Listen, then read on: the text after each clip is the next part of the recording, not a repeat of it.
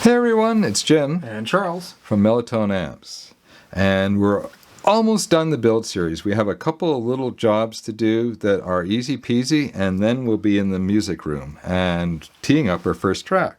So go ahead, your amp should be unplugged and you should have discharged it to make it safe, and let's get the lid on. So there's really nothing to this. This is an aluminum extrusion, so you cannot power drive your screws. Let me repeat that. You can't use a drill to put these on. We're just going to do it by hand. So just go ahead and snug them down loosely at first. Do all four and then come back and snug them a little tighter. And we'll see you back in a minute. Okay, now I'll show you how I'm going to tighten them down. Notice I'm not using a full screwdriver. I'm just going to come in with the bit and I'm just going to snug them down just like this. Okay, now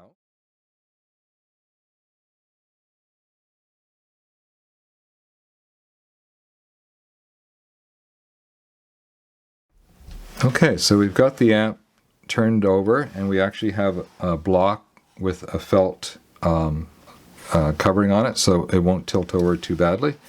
What you don't want to do is drop this on the floor. So go ahead and grab your cover. You should have already put your feet in the correct position.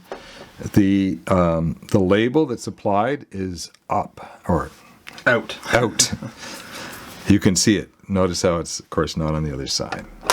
So the sandwich construction that we use, or unified construction, really helps make for a light but very stiff chassis assembly, and it's worked extremely well. All the modern line is built this way. It's a little tricky to get all of the standoffs lined up, so I'm just going to show you how to get started. So I'm just going to put the center one on, and you see why I've got a little block under there. And we're not going to tighten this right down, we're just going to put it on loose. And now this goes a lot easier with a helper, but you can. I've done it myself on my own, but when Charles is around it takes like half the time. So you just go one at a time and you shift the plate so that it lines up with the receiving standoff on that end. Yeah. And the last thing we're going to do once these are all in is to put in the corners. So you see how I can move it around here and we can line up each of them. There's a fair amount of wiggle room on all of them, so yeah, it's really important though you just get the screws started because you want as much wiggle room as possible. And I'm just pulling it down so we line up this. So we're going to do all the screws. These are all M3x8s. We're going to do them all first, and I'll see you back, and then we'll get the corners on. Okay, so we've got 7 of the 8 M3x8s on. We're down to the last one, and of course that's always the hardest. So we're going to have to shift the whole top. I'm pushing, or I'm pulling, and Charles is pushing. This is where an extra pair of hands really helps. Okay, now we're not going to tighten these up. What we're going to do is we're going to go and grab the M3x16 hex head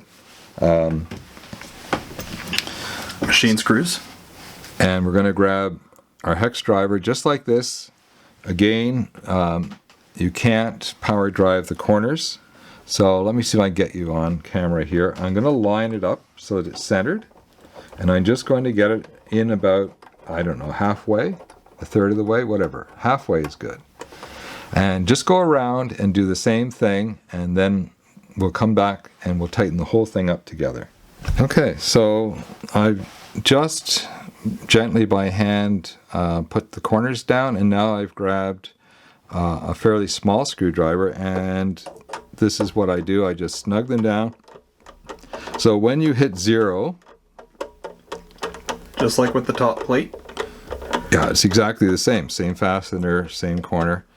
Just bring them down until you're at 0, and then you can just do a little tiny turn. That's all you need. You don't want to go any more, you'll strip things out. So just go ahead and finish up your corners now, and then we'll do the center the same way. Okay, now before I forget, this is the rear. You can see the switches back here, the fans back here, the IECs back here. It's really important that you put this bottom plate on with the correct orientation, because the large holes here are right below are large 50-watt power resistors, and they need a lot of airflow to keep them cool because they get really hot. And none of these internal screws will actually line up if you don't have it on the right way anyway. So Yeah. that should be a big clue. Yeah, it's true. Actually, some of our bottoms are reversible, not this one. So these, you just tighten these down by hand the same way we did the corners. And as soon as you hit 0, you can do a tiny little turn and you're done. Okay, now before we put this in system, let's get set up for oh, you know what? Charles just reminded me, we always forget to tighten up the chassis. So go ahead and grab your hex driver. There are 16 corner All these fasteners guys along here, we've left them a little bit loose this whole time until we got to this point. Now it's all together and it's time to tighten them down the exact same way. Yeah.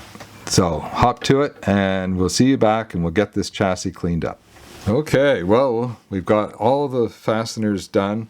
The last thing to do is just to clean up any building smudges, fingerprints, dust, flux dirt. that's dripped. Yeah. Yeah. So this is your friend. Isopropyl alcohol, 99%.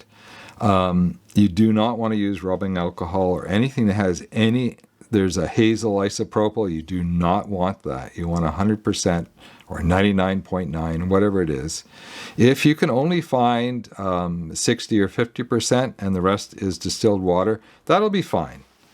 In fact, on our benches, we keep a 50-50 blend with distilled water and a 99% for various tasks.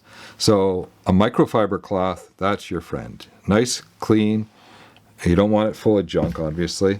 And when you're wiping down your chassis, you do not want to come on to the edges. This is a painted finish on the edge, and it's really pretty solid, but you don't want to be sticking alcohol all over it. So stay away from the edges. You can come close. So just give it a quick wipe down. Stay off your labels as well.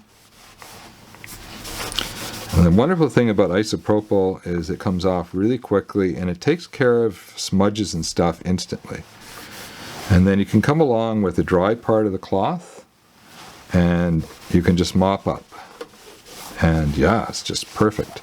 Okay, let's just flip it over and we'll do the other side, and I can see a smear, so I'm going to do that before I flip it. Okay, let's turn it over. Okay, same thing here. Let's get everything cleaned up.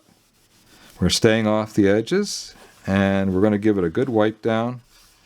You don't need a lot. This is literally just a drop of isopropyl. But go ahead and get all of your surfaces, including the sides, but when you're doing the sides, stay away from those edges.